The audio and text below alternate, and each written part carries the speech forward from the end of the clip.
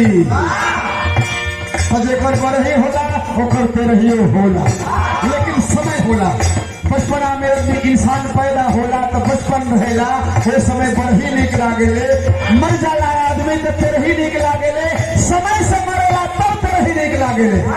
जैसे पिताजी गईला ना तो उस समय से गई हुआ तो उनके तेरही में ऐसा बिरहा गाना होता।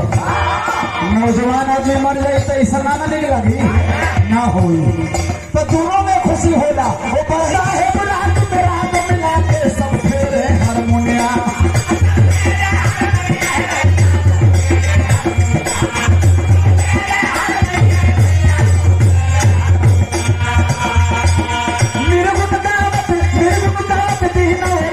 छोड़ के जाई दुनिया।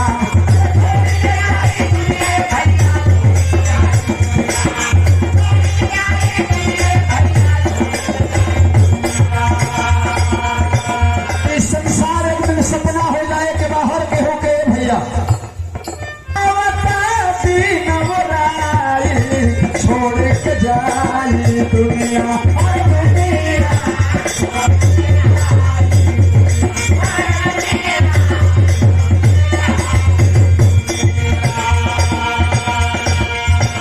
चल जई रागी जय बैरागी,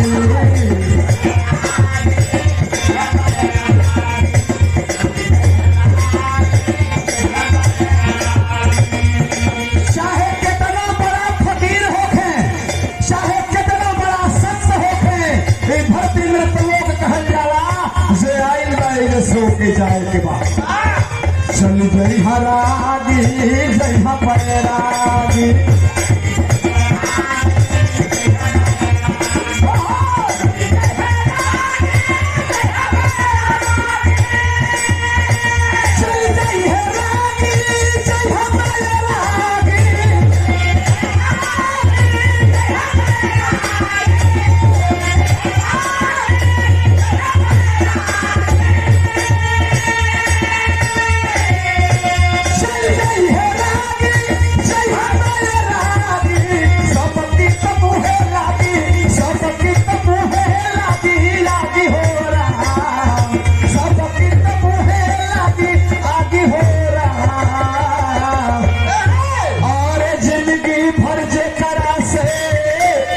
देहना छुड़ाई ओह डोम दे ला के आदि हो